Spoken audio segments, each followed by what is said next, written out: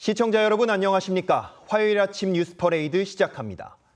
밤사이 중부지방을 중심으로 많은 비가 내리면서 서울과 인천, 경기 북부와 강원 등에 호우주의보가 내려졌습니다. 수도권 일부 지역에서는 도로가 침수되고 강과 하천 수위도 높아졌다는데 출근길 날씨 어떨지 기상센터 연결해 보겠습니다.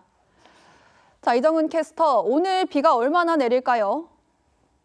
네, 강한 비구름대가 북동쪽으로 이동하면서 현재 중부지방을 중심으로 비가 쏟아지고 있습니다. 서울을 비롯한 중북부 지역을 중심으로는 호우특보도 내려져 있는데요. 인천 연수구에는 오늘 새벽 한때 시간당 49mm가 넘는 폭우가 내렸고 서울 구로구에도 시간당 40mm가 넘는 집중호우가 쏟아졌습니다. 지금 서울은 굵은 빗줄기가 잠시 멈춘 상태지만 오늘 오전까지 수도권을 중심으로는 시간당 최대 50mm의 강한 비를 퍼붓겠고 낮에도 굵은 빗줄기가 이어지겠습니다. 오늘 예상되는 비의 양 살펴보면 수도권과 강원 중북부 내륙, 충남 북부 서해안을 중심으로는 최대 100mm의 많은 비가, 그 밖의 지역을 중심으로도 5에서 많게는 60mm의 비가 내리겠습니다. 비가 소강 상태를 보이는 곳이 많은 충청 이남 지역을 중심으로는 낮에는 폭염이, 밤에는 열대야가 이어지겠습니다.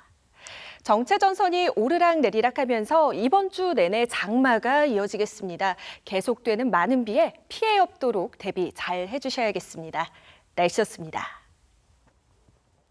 이란의 지원을 받는 예멘의 후티 반군이 사우디아라비아에 대한 해상 봉쇄를 선언했습니다. 호르무즈 해협이 사실상 막힌 상황에서 홍해까지 봉쇄될 가능성이 커지면서 글로벌 에너지 공급망에 비상이 걸렸습니다. 김자민 기자입니다. 예멘의 친이란 세력인 후티 반군이 현지 시간 20일 사우디아라비아에 대한 해상 봉쇄를 선언했습니다. 사우디가 후티 통제하에 있는 사나공항을 타격하고 항만을 봉쇄한 데 따른 보복성 조치입니다. تعلن القوات المسلحة اليمنية حظر الملاحة البحرية على العدو السعودي المجرم وفق معادلة الحصار بالحصار وسيدخل حيز التنفيذ من لحظة إعلان هذا البيان. 후티가 가로막으려는 곳은 홍해와 아라비아해를 잇는 바브엘 만데브 해협입니다. 세계 원유 운송의 3% 이상이 이곳을 통과합니다. 이란이 세계 에너지 물동량의 20%가 지나는 호르무즈 해협을 봉쇄한 데 이어 대리 세력인 후티까지 가세해 홍해를 압박하고 나선 겁니다. 홍해의 길목이 막히면 세계 원유 공급량이 7%까지 감소하고 중동산 원유 의존도가 높은 한국 등 아시아 국가들이 가장 큰 타격을 입을 것으로 전망됩니다. The Red Sea route has become substantially more important because it is no longer simply a normal Europe-Asia transit corridor, which used to be for a long time. It's also one of the main alternatives of the Strait of Hormuz. 트럼프 대통령이 미군 전사자에 대한 응징을 선언한 가운데 미국은 열흘째 이란 공습을 이어갔습니다. 외신은 중재국들이 미국과 이란에 10일간 휴전하는 방안을 제시했다고 보도했습니다. TV조선 김자민입니다. 국회에선 2차 종합특검의 수사기간을 늘리는 법안이 민주당 등 범여권 주도로 본회의에 상정됐습니다. 국민의힘은 정치 보복이라고 반발하며 어제부터 필리버스터, 무제한 토론에 돌입했는데 국회에 나가 있는 취재기자 연결해 보겠습니다. 고이동 기자, 지금 필리버스터가 얼마 동안 진행되고 있습니까? 네, 어제 오후 2시쯤부터 시작된 무제한 토론은 현재 18시간 가까이 이어지고 있습니다. 지금은 국민의힘 김태규 의원이 발언 중입니다. 2차 종합특검법 개정안의 핵심은 수사기간을 30일 더 늘리고 파견 공무원을 150명으로 증원하는 겁니다. 2차 종합특검은 지난 2월 출범한 이후 이미 2차례 활동기간을 연장한 바 있는데 오는 24일 종료가 될 예정이었습니다. 하지만 민주당은 지금은 특검 수사가 중요한 국면에 접어들고 있다. 기간과 인력의 한계로 내란의 잔재를 뿌리 뽑는 데 제약이 있다며 법안 처리를 강조하고 있습니다.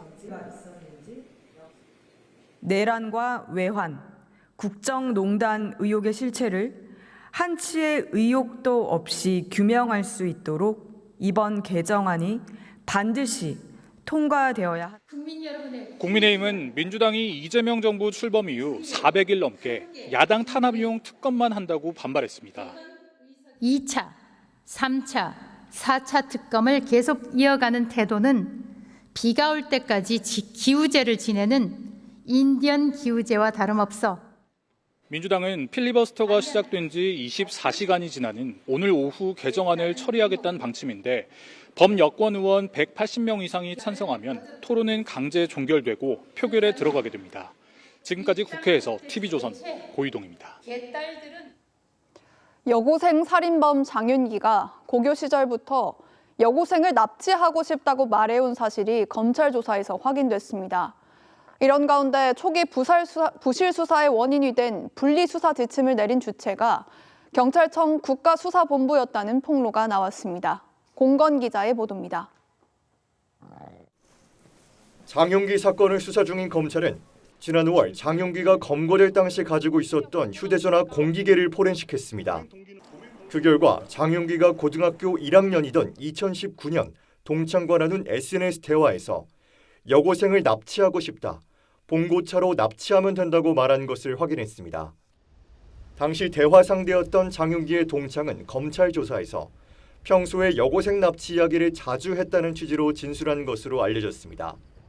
광주 광산경찰서가 이틀 간격을 두고 발생한 장윤기의 외국인 여성 성폭행 사건과 여고생 살해 사건을 분리해서 수사한 이유가 경찰청 국가수사본부의 지시 때문이라는 폭로도 나왔습니다.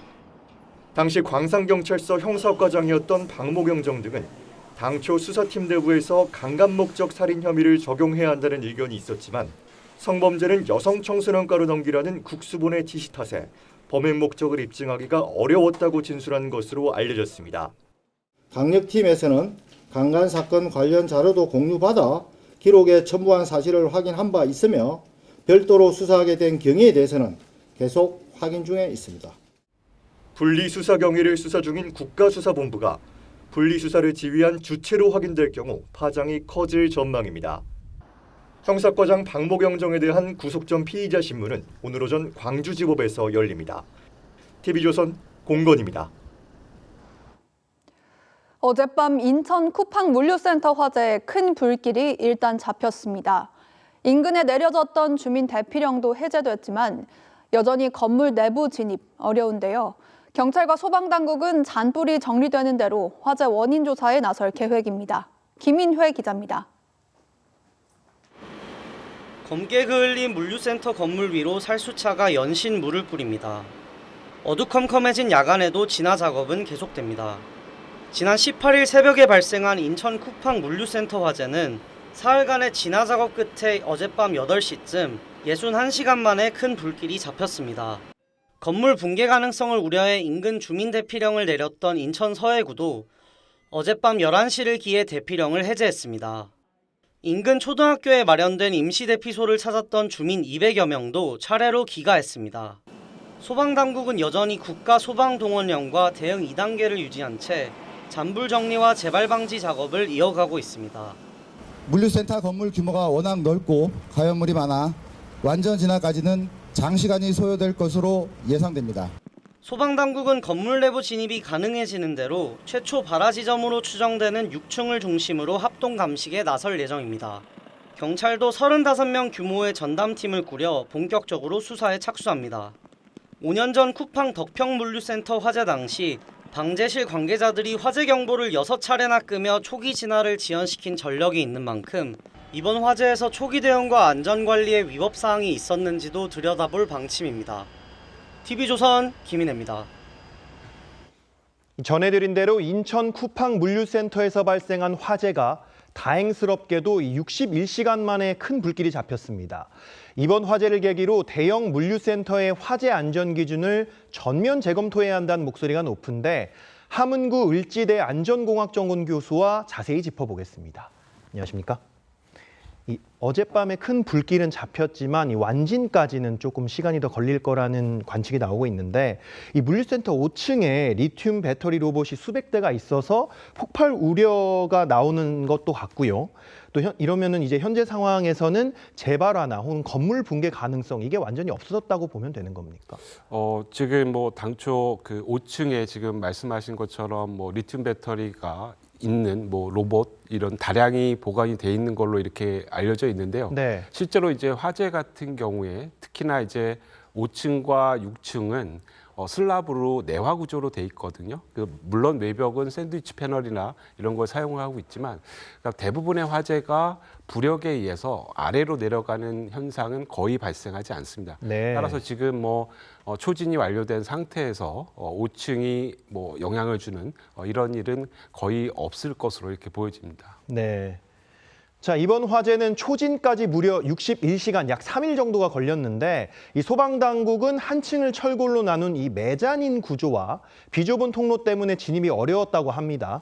이 메자닌 구조가 뭔지 좀 궁금하고요. 이런 구조가 화재가 발생했을 때 어떤 치명적인 문제를 발생시키는 겁니까? 네, 그 메자닌 구조라고 하는 것은 뭐 쉽게 말씀드리면 지금 이제 화재가 난 그 쿠팡 물류센터 같은 경우에 한 층의 층고가 한 10m 가량 되거든요. 네. 그러니까 이렇게 높은 층고를 소위 말하는 이제 복층 형태로 구성하는 것을 메자닌 구조라고 합니다. 그래서 이 경우에는 이제 철제 렉을 설치를 하고요. 기본적으로 이제 메자닌 구조는 이제 플로어를 설치를 해서 말 그대로 복층처럼 공간 활용을 극대화하는 이런 그 구조라고 할 수가 있겠고요. 이번 경우에는 메자닌 구조에서 특히 이 렉이라고 하는 형태를 촘촘하게 사용해서 물품들을 다량 보관을 하고 있다라는 점. 그래서 다시 말씀드리면 어떻게 보면 화재라는 입장에서 보면 장작을 아주 불이 잘 타도록 잘 배치하는 이런 형태가 궁극적으로는 이루어진 이런 상황이라고 볼 수 있겠습니다. 네. 자, 이 천장 스프링클러는 정상 작동을 했지만 높은 선반에 가려져 아랫부분에 물이 닿지 않았을 거다, 이런 분석도 나오고 있거든요. 여기에 이제 가연성 포장재나 뭐 말씀하신 샌드위치 패널 이런 게 유독가스를 키웠다, 이런 분석까지 나오던데 아무래도 이 물류센터의 특성을 고려해야 할 것 같긴 하지만 이 기존 소방 설비 기준에 한계점이 분명 있어 보이는데 어떻게 보십니까? 네, 그렇습니다. 그 과거 그 21년 그 덕평 물류창고 화재에서도 나왔고요. 네. 그래서 실제로 이런 그 스프링클러를 설치하는데 일반적인 스프링클러, 그러니까 천장에 달아놓은 스프링클러는 지금처럼 더더군다나 메자닌 구조로 여러 가지 그런 물품들을 쌓아놓을 때는 전혀 효과가 없는 거죠. 그래서 이제 실제로는 인렉 스프링클러라고 해서 렉 안에 스프링클러를 달 수도 있고요. 네. 그리고 ESFR이라고 하는 조기 진압형 헤드가 있습니다. 이 조기 진압형 헤드가 일명 이제 많은 분들이 얘기하는 라지 드롭 사이즈의 헤드라고 볼 수가 있겠고요. 그러니까 쉽게 말씀드리면 렉 안에다가 물품이 실제로 저장돼 있는 공간에 굉장히 방수량이 큰 이런 라지 드롭 스프링클러를 설치함으로써 네. 초기에 불이 번지지 않도록 하는 이런 것들이 지금 우리나라 화재 안전 기준에도 들어져 있는데 실제로 이게 적용이 돼서 설치된 사례는 거의 없는 것으로 이렇게 나타나고 있습니다. 네. 네, 조금 전에 언급해 주셨지만 이제 5년 전이었죠. 2021년에 소방관 한 명이 순직한 이천 덕평 물류센터 화재, 이게 이번 화재와 판박이다, 이런 지적이 나오고 있습니다. 당시에도 이 복층 구조가 있었고 이 가연물 밀집이 문제가 됐는데 5년이 지났잖아요. 지금 현장에서 개선이 안 된 이유는 뭐라고 보시죠? 네, 기본적으로 이제 모든 화재에 대한 기준이 이제 사람을 중심으로 하고 있거든요. 그러니까 주거 공간이 아니기 때문에 네. 상대적으로 건축법이라든가 소방법이라든가 이런 부분들에 접촉받는 부분들이 약하다라고 볼 수 있습니다. 그래서 대표적인 지금 말씀드린 것처럼 이렇게 내화 구조가 아닌 샌드위치 패널로 외벽을 쓸 수도 있고요. 네. 그리고 말씀드린 것처럼 굉장히 층고가 높고 화재 하중이 가연물이 굉장히 많은 이런 조건임에도 실제적으로 뭐 말씀드린 이런 라지 드롭 사이즈의 스프링클러가 제대로 설치가 안 되는 이런 조건들. 그래서 과거 21년과 지금 사례를 놓고 보면 물론 여러 가지 개선된 부분이 적용이 되긴 했지만 거의 동일한 정도의 수준이었다라고 말씀드릴 수가 있겠습니다. 네. 자, 쿠팡의 핵심 사업이죠. 이 빠른 배송을 위해서 물류센터를 벌집처럼 채우는 구조가 화재 위험을 키웠다, 이런 분석도 나오고 있습니다. 너무 효율에만 좀 집착한 게 아닌가 싶긴 한데 좀 어떻게 생각하십니까? 네, 그 앵커께서 지적하신 대로 뭐 효율에 대한 극대화를 하기 위해서 말씀드린 것처럼 이제 직접 해서 사용을 하는데요. 말 그대로 외국 같은 경우에는 이렇게 많은 가연물들, 그러니까 많은 물품들을 보관할 때는 이런 물품 자체를 위험물로 개념을 가지고 대응을 할 수가 있습니다. 그래서 무슨 말씀이냐면 가연물에 적치되는 방식이라든가 수량이라든가 여기에 따라서 말씀드린 인넥 스프링클러라든가 여러 가지 안전 설비들이 같이 들어가도록 이렇게 설계가 된다라는 점이죠. 그래서 네. 우리나라는 그냥 단순히 용도상 물류창고다 이런 어떤 그 단순한 논리로 그 안에서 많은 적치된 가연물들이 그대로 방치돼서 활용될 수 있도록 하는 이런 점이 근본적인 문제점이라고 할 수가 있겠습니다. 네. 자, 이번 화재를 보면서 대형 물류센터 주변에 사시는 분들은 굉장히 불안하셨을 것 같습니다. 제2, 제3의 대형 화재를 막으려면 이 어떤 대책이 필요하다고 좀 보십니까? 네, 그 말씀 주신 것처럼 그 효율과 안전에 대한 접점을 찾아야 되는데요. 그러니까 이런 부분들을 실질적인 위험을 좀 평가하고 그 위험을 경감할 수 있는 부분들. 지금 이 쿠팡 물류센터 화재에서 보시는 것처럼 한 번 화재가 붙어서 전체 평면으로 확대돼가는 이런 상황에서는 어떤 대책도 거의 무의미하거든요. 네. 아무리 물을 뿌려도 사실 실질적인 소화가 되지 않은 상황이기 때문에 거기까지 가지 않도록 사전에 단계적인 여러 가지 예방법이 필요하고요. 한 가지만 더 부연 설명을 말씀드리고 싶은 게 뭐냐면 많은 분들이 화재가 나면 소방법에 의한 스프링클러라든가 이런 걸 얘기하는데 네. 사실은 기본적인 뭐 내화 구조라든가 마감 재료라든가 피난 동선이라든가 이런 것들은 사실은 국토부에 있는 건축법 안에 다 있거든요. 네. 근데 이제 이런 부분들을 선제적으로 좀 개정을 해서 소프트한 부분은 화재 안전 기준이라든가 이런 것을 같이 묶어서 활용하는 그러니까 종합적인 이런 플랜이 좀 필요한 시점이라고 보여집니다. 네, 이 애초에 건설하면서 아예 안전하게 짓는 거 이게 네, 중요하다는 그렇습니다. 말씀으로 들립니다. 네, 오늘 말씀 여기까지 듣도록 하겠습니다. 감사합니다. 한때 80%대까지 치솟았던 일본의 첫 여성 총리 다카이치의 지지율이 최근 50%를 밑돌며 역대 최저치로 떨어졌습니다. 여론과는 반대로 여성을 왕위 계승에서 배제하는 일왕 승계 관련 법을 통과시킨 게 결정탑니다. 신은서 기자입니다. 즉위 7년째인 126대 일왕 나루히토. 자녀는 딸 아이코 공주가 유일합니다. 自分が成年皇族の一員であるという自覚が芽生え、個々の行事に責任感を持って臨まなければならないと感じた瞬間でございました。 현행법상 왕위 계승은 아들만 가능하지만 일본 국민 70%는 공주도 일왕이 될 수 있다고 생각합니다. 陛下っていうのはシンボル的な象徴的なその存在じゃないですか。そこでどこであろうと女であろうと問題ないと思うんですよ。 기대감은 여성 총리가 탄생하면서 더 커졌습니다. 女性のその権利向上であったりとか、女性の働きやすい環境にも貢献していただけると嬉しいなと思っています。 나루히토 일왕도 이런 분위기에 힘을 실었습니다. 議論においても国民の皆さんの理解が得られるものとなることを望んでおります。 하지만 다카이치 총리가 이끄는 의회는 최근 여론과는 반대되는 황실전범 개정안을 통과시켰습니다. 옛 왕족 남성을 양자로 들여 그 아들이 왕위를 이을 수 있도록 한 겁니다. 여성의 왕위 계승은 논의도 되지 않았습니다. 앞서 다카이치는 왕위 계승을 아들에 한정해야 한다고 말하기도 했습니다. 첫 여성 총리가 여왕 탄생을 막았다는 실망감에 다카이치 내각의 지지율은 한 달 만에 10%포인트 가까이 급락하며 집권 이후 최저치로 떨어졌고 50% 선이 붕괴되기도 했습니다. そういうことをなし崩し的にもうこの保守派の右翼の人たちはああっていうふうにノーしている。 이번 조사는 황실전범 개정안이 참의원을 통과한 직후 실시됐습니다. TV조선 신은서입니다. 오늘 아침 가장 뜨거운 뉴스만 콕 집어 전해드립니다. 키워드 나우 시작합니다. 첫 번째 키워드는 결투각서입니다. 아파트 동대표 회의 도중 다른 동대표와 몸싸움을 벌여 상대방을 숨지게 한 혐의로 기소된 40대 남성이 항소심에서도 폭행치사 혐의에 대해 무죄를 선고받았습니다. 2년 전 두 사람은 회의 과정에서 의견 충돌이 발생하자 싸움에 대해 이의를 제기하지 않겠다는 내용의 각서를 쓰고 결투를 벌였다고 합니다. 다만 법원에서 폭행치사죄 무죄가 나온 건 폭행으로 상대가 사망할 거라고까진 예견하기 어렵다고 봤기 때문인데요. 폭행에 대해서는 1, 2심 모두 징역 10개월에 집행유예 2년 유죄를 선고했습니다. 혹시라도 각서를 쓰고 대결을 벌이려는 분들이 있다면 결투 각서 자체는 아무런 법적 효력이 없다는 사실 유념하셔야겠습니다.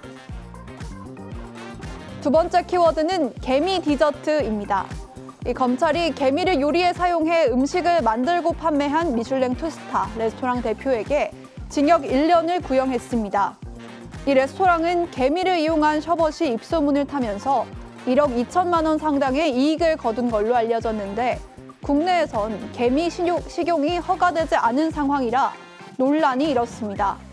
보건당국의 조사 결과 개미는 다른 식용 곤충에 비해서 중금속이 수십 배 넘게 검출되는 걸로 나타났다고 하는데요.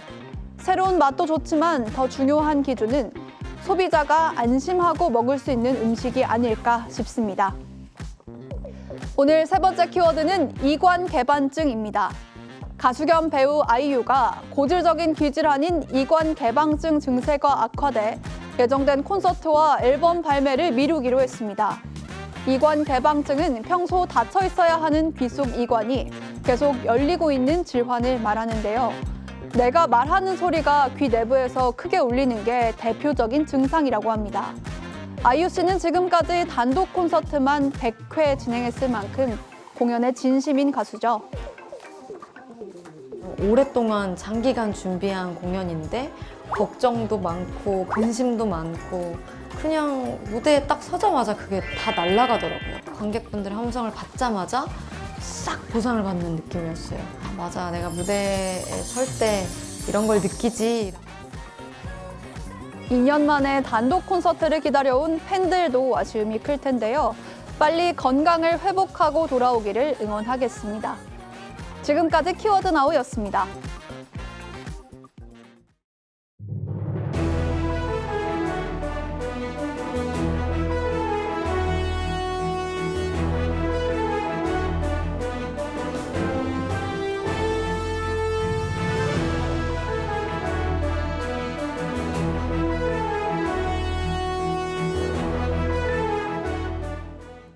미국과 이란 전쟁이 전면전 양상으로 다시 격화되는 가운데 이번엔 예멘의 후티 반군이 사우디아라비아의 선제 타격을 주장하며 눈에는 눈 전술로 사우디 해상을 봉쇄하겠다고 밝혔습니다.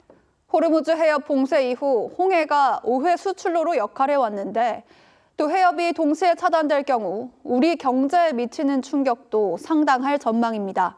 김자민 기자입니다. 예멘의 친이란 세력인 후티 반군이 현지 시간 20일 사우디아라비아에 대한 해상 봉쇄를 선언했습니다. 사우디가 후티 통제하에 있는 사나공항을 타격하고 항만을 봉쇄한 데 따른 보복성 조치입니다. تعلن القوات المسلحة اليمنية حظر الملاحة البحرية على العدو السعودي المجرم وفق معادلة الحصار بالحصار وسيدخل حيز التنفيذ من لحظة إعلان هذا البيان.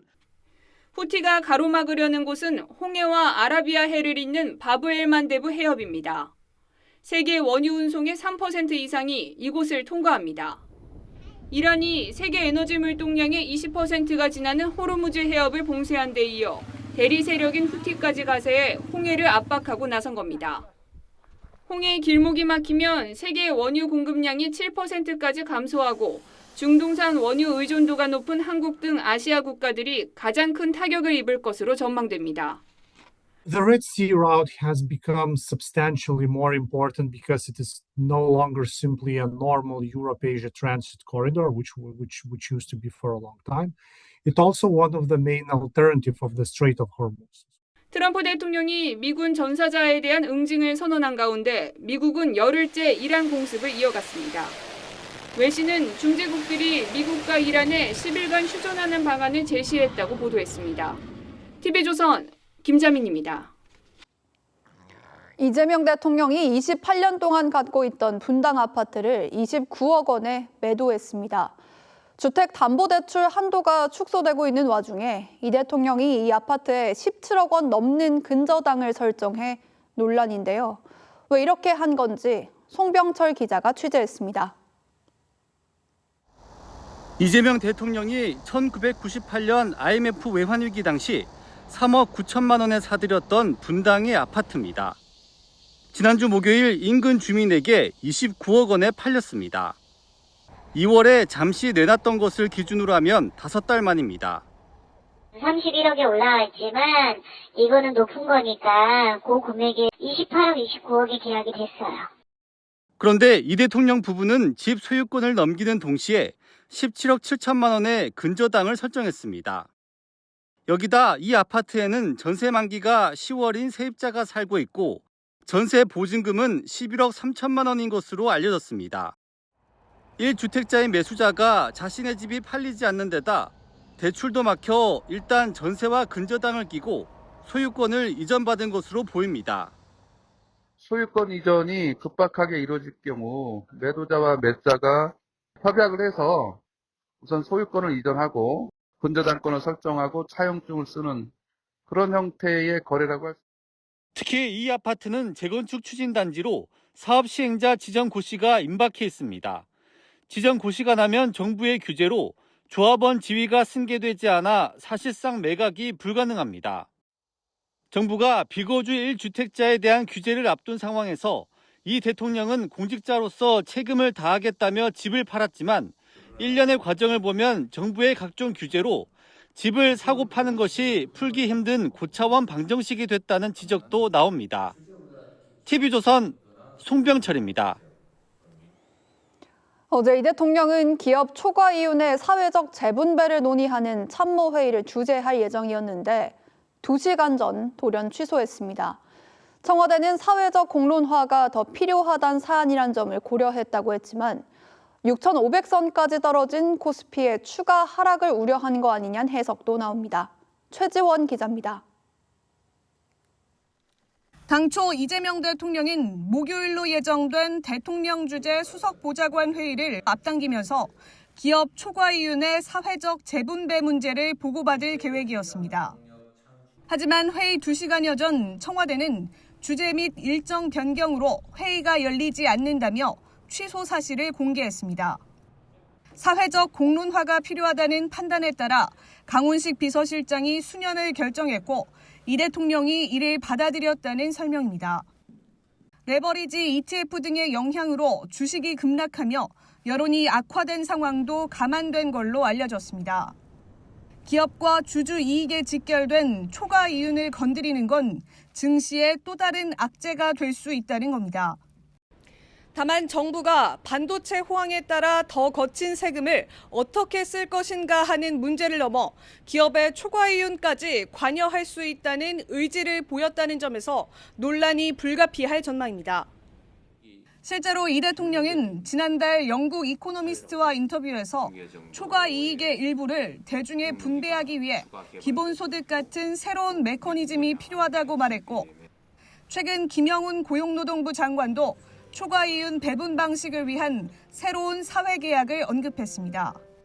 기업이 얻은 천문학적 성과는 어디에서부터 기인하는 것인가? 천문학적 AI 성과는 우리 사회가 모두 함께 만들어낸 이익의 총량은 아닐까?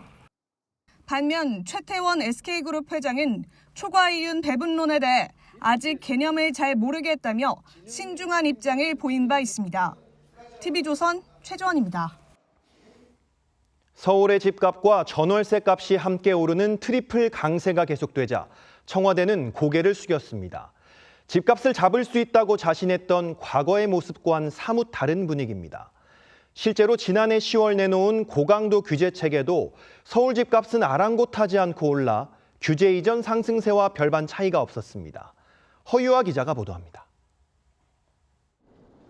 대출이 상대적으로 자유로운 15억 원 이하 아파트가 많은 서울 관악구의 한 대단지. 지난해 10월 13억 중반에 거래됐던 전용 84제곱미터가 지난달 16억 6,500만 원에 거래됐습니다. 9달 동안 3억 원이 오른 겁니다. 지금은 다 17억이 있어요. 토지도 있고, 전세 매물이 없다 보니까 전세 세입자들도 수를 많이 하시고 그래서.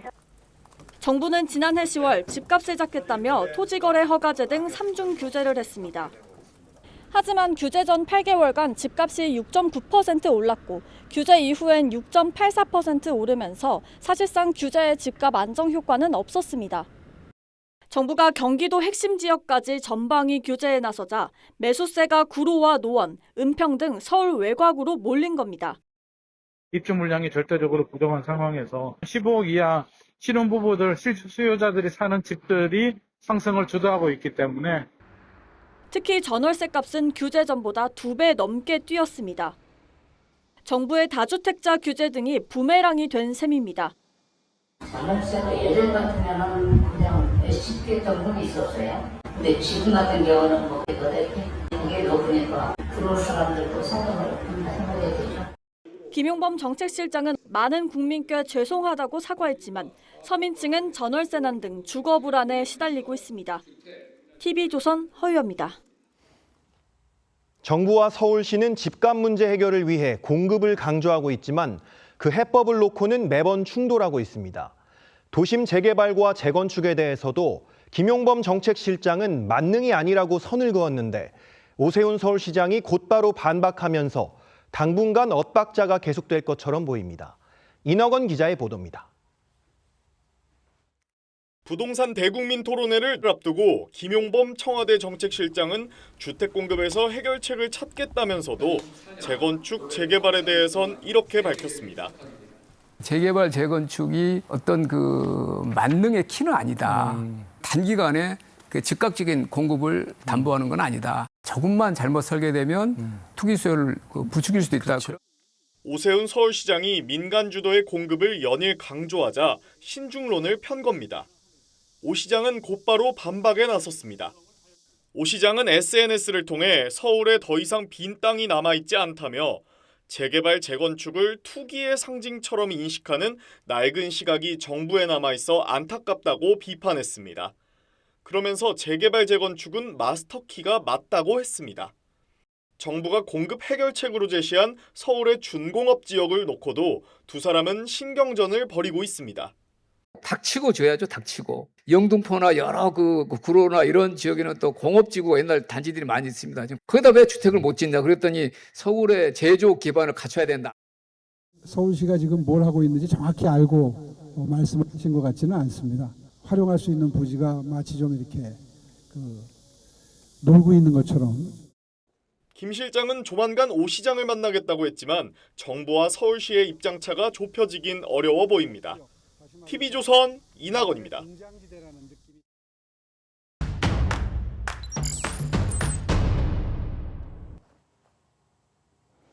이번 주 IT와 신기술 주요 이슈 뭐였을까요? 조선일보 김성민 기자와 짚어보겠습니다. 안녕하세요. 안녕하세요.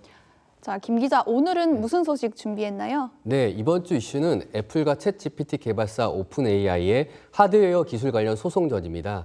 지난 10일 애플이 미 캘리포니아 북부 연방법원에 오픈AI와 애플 출신 오픈AI 임직원 2명을 상대로 영업비밀 침해 소송을 걸었는데요. 네. 요약하면 오픈AI가 우리 기술을 훔쳐서 AI 기기를 만들고 있다는 것입니다. 두 회사는 불과 2년 전만 해도 아이폰에 챗GPT를 넣기로 한 동맹 관계였는데요. 오픈AI가 자체 AI 하드웨어 개발에 나서면서 동맹에서 적으로 상황이 뒤바뀐 겁니다. 특히나 이번 소송은 하드웨어 최강자 애플과 AI 최강자 오픈AI가 넥스트 스마트폰을 놓고 벌이는 AI 기기 전쟁의 신호탄이라는 평가가 나옵니다. 네, 오픈AI가 구체적으로 애플의 어떤 기술을 훔쳐갔다는 거죠? 네. 애플은 41페이지짜리 소장에서 이렇게 날을 세웠는데요. 오픈AI의 하드웨어 사업은 훔친 영업비밀에 의존한 탓에 뿌리부터 썩었다. 네. 말단 기술직부터 하드웨어 총책임자까지 모든 충의에서 벌어진 일이다. 이렇게 얘기를 했습니다. 공식 그 입장을 밝힌 문서에서 나온 것 치고는 수위가 상당히 센데요. 그러네요. 구체적으로 보면 애플 아이폰 라인에서 8년간 일했던 엔지니어 창 리우 씨가 올해 1월에 오픈 AI로 이직을 하면서 회사 노트북을 반납하지 않았고 회사 노트북을 통해 내부망 인증버그를 이용해서 몇 주에 걸쳐 아이폰 메인보드 공정 자료 등 무려 1000페이지가 넘는 기밀 자료를 빼돌렸다는 겁니다. 네, 퇴사하고 내부망에 접속한 거 문제가 있어 보이는데 근데 이게 개인의 일탈이 아니고 오픈 AI 회사 차원에서 애플의 기술을 훔치기 위해서 시도했다 이렇게 보는 거죠? 네, 맞습니다. 애플이 낸 소장에는 한 명이 더 등장을 하는데요. 네. 무려 애플에서 24년간 일하고 오픈 AI 최고 하드웨어 책임자로 자리를 옮긴 탕 유탄 씨입니다. 탕 유탄은 오픈 AI 면접에 온 애플 직원들한테 애플의 내부 프로젝트 코드명을 대면서 세부 계획을 코치코치 캐물었고 네. 실제 개발 중인 애플의 부품까지 가져와서 설명을 하라고 요구를 했다고 합니다. 또 애플은 오픈 AI 조직 자체가 적극적으로 부당 행위에 가담했다고 이제 주장을 하는데요. 예를 들면 오픈 AI가 애플 협력사에 연락을 해서 애플의 허락을 받았다고 속이고 아이폰과 맥북 특유의 그 겉면 질감을 만드는 금속 마감 기술을 오픈 AI 자기네 제품에 쓰게 했다고도 주장을 했습니다. 네. 애플은 오픈 AI에 기밀 자료를 폐기를 하고 애플 기술이 들여간 제품을 재설계하고 또 징벌적 손해배상까지 요구를 했는데요. 여기에 대해 오픈 AI 반응이 참 웃깁니다. 오픈 AI는 다른 회사의 영업 비밀에는 관심이 없다. 이렇게 딱 한 줄만 입장을 밝혔습니다. 네, 결국 애플에서 오픈 AI로 이직한 사람들이 기밀이 유출했다는 건데 근데 아무리 고이직이어도 네. 한두 명이 이직을 했다고 해서 애플의 모든 기술이 통째로 넘어가진 않을 것 같은데요. 예, 맞습니다. 애플은 사실 공정을 잘게 쪼개서 직원들이 자기가 맡은 부분 외에는 알 수 없게 하는 시스템이 있는데요.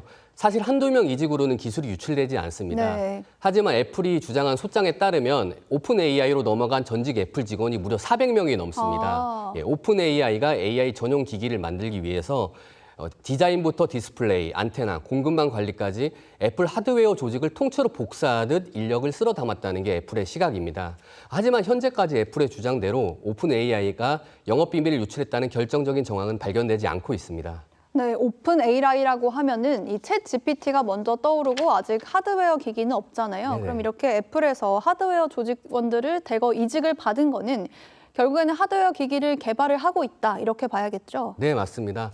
핵심은 스마트폰을 대체하는 AI 전용 디바이스인데요. 오픈 AI는 사실 작년 5월에 스티브 잡스와 일하던 전설적인 디자이너 조니 아이브가 만든 AI 하드웨어 스타트업 IO를 65억 달러, 우리도 8조 9천억으로 인수하면서 발빠르게 움직였습니다. 네. 그때부터 이제 애플이 오픈 AI를 견제하기 시작했는데요. 공교롭게도 애플이 소송을 건 지 나흘 뒤에 오픈 AI의 첫 AI 기기 형태가 알려졌습니다. 블룸버그가 보도를 했는데 해당 제품이 화면이 없는 이동형 AI 스피커라고 보도를 했습니다. 그러니까 무선 형태로 카메라와 센서가 내장돼 있고 주변 상황을 인식하고 음성 대화로 사용자와 감정 교류까지 가능하다고 네. 합니다. 예상되는 가격은 $200에서 $300 정도로 올해 말에 공개를 거쳐서 내년쯤 출시할 것이라는 예상이 나옵니다. 네, 사실 지금 우리가 스마트폰이 없는 삶은 상상하기가 좀 네네. 어려운데 이제 빅테크 기업들은 휴대전화보다는 조금 더 몸에 가까운 형태의 기기로 바뀔 거다 이렇게 생각을 하는 것 같더라고요. 네, 맞습니다. 테크 업계에서 보는 AI 기기의 특별한 특징은 딱 두 가지인데요. 첫 번째는 얼굴, 즉 스마트 글래스입니다. 네. 음성으로 AI를 호출하고 사진을 찍고 노래를 듣고 통역까지 해주는 안경인데요. 이 시장은 현재 메타가 점유율 80% 이상으로 장악을 하고 있습니다. 하지만 올 하반기부터 경쟁이 치열해지는데 삼성전자와 구글이 손잡고 개발 중인 AI 스마트 글래스의 세부 사양이 바로 내일 영국 런던에서 열리는 갤럭시 언팩에서 공개될 예정이고요. 네. 애플도 2027년 출시를 목표로 스마트 글래스를 개발 중입니다. 또 두 번째는 바로 바로 AI 스피커인데요. 구글, 아마존, 애플이 지금 현재 팔고 있는 스마트 스피커에 좀 더 AI를 깊숙이 결합을 해서 집안의 모든 가정과 시스템을 통제하는 AI 허브로 만든다는 네. 것입니다. 또 그 밖의 형태로는 목에 거는 목걸이형 기기, 카메라가 달린 AI 이어폰 등 다양한 형태의 AI 디바이스가 등장할 전망입니다. 네, 하드웨어 만드는 회사와 소프트웨어 만드는 회사가 서로 자리를 탐내고 있어서 영역 다툼 더 치열해질 것 같습니다. 김 기자 잘 들었습니다. 감사합니다. 개미 투자자들이 사회 공헌 활동을 활발히 해온 우리 기업들의 주식을 사들이는 이른바 애국 매수 현상 전해드렸죠. 이번에는 20년 넘게 한 보육시설을 후원해온 기업의 사연이 화제입니다. 물품 지원에 그치지 않고 임직원들이 직접 아이들을 찾아 함께 시간을 보낸다는데요. 이나라 기자가 현장에 다녀왔습니다. 테이블을 가득 채운 아이들이 함께 치킨을 나눠 먹습니다. 종이컵에 콜라를 따라 건배도 외칩니다. 지난 15일 경기 양평군의 아동보육시설 신망원에서 초복을 맞아 치킨 행사가 열렸습니다. 국내 한 속옷 브랜드가 아이들을 위해 마련한 자리입니다. 이 기업과 신망원의 인연은 지난 2005년부터 이어졌습니다. 여름과 겨울이면 계절에 맞는 속옷을 보내고 어린이날과 크리스마스에는 임직원들이 직접 찾아 선물을 전달했습니다. 지난해에는 신망원 축제에 푸드트럭을 보내기도 했습니다. 개별적 이름 얘기하면 누구라고 기억하실 정도로 다 기억을 하고 계셨다가 축하해 주기도 하시고 또 그 친구 필요한 거 없는지 직접 물어도 보시고. 여름을 맞아 아이들이 무더위를 이겨낼 수 있도록 기부 행사도 마련됐습니다. 가수 태진아 씨도 행사에 참석해 아이들과 함께했습니다. 행사에서는 후원금뿐 아니라 쌀과 과일, 각종 간식까지 다양한 기부 물품이 함께 전달됐습니다. 기업이 열심히 또 성장해서 여러 다양한 계층들에 계신 분들께 미약 하나만 조금이라도 도움드리는 환경이 되도록 노력하겠습니다. 1952년 문을 연 신망원에는 지금도 보호가 필요한 아이들이 함께 생활하고 있습니다. TV조선 이나라입니다.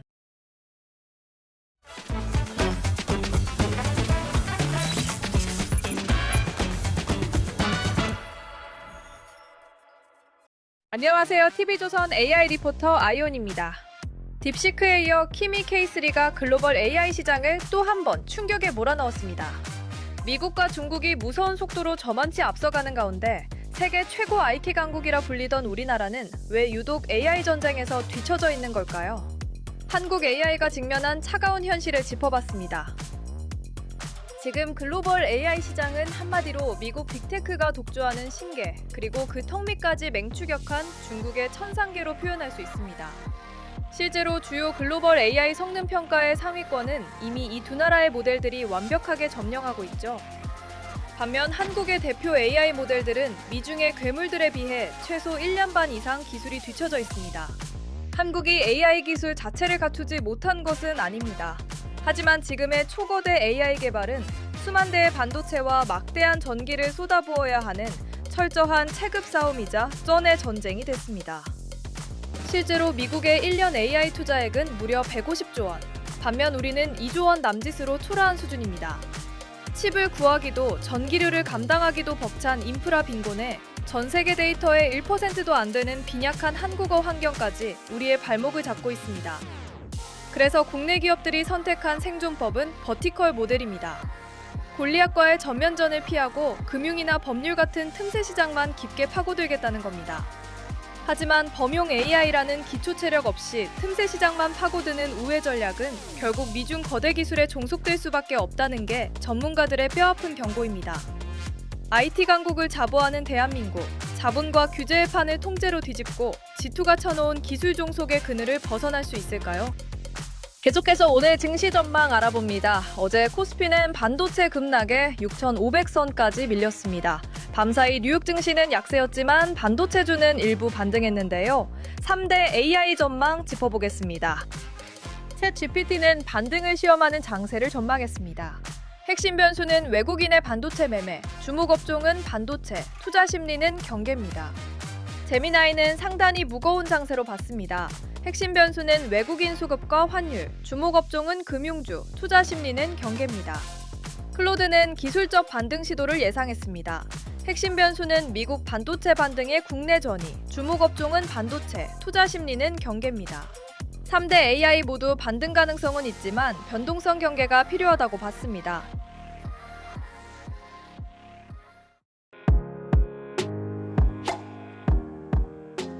렌즈에 담긴 그 순간 그 의미를 짚어보는 시간이죠. 사진 기자가 선택한 아침의 한 장입니다. 오늘은 조선일보 사진부 오종찬 기자와 함께합니다. 안녕하세요.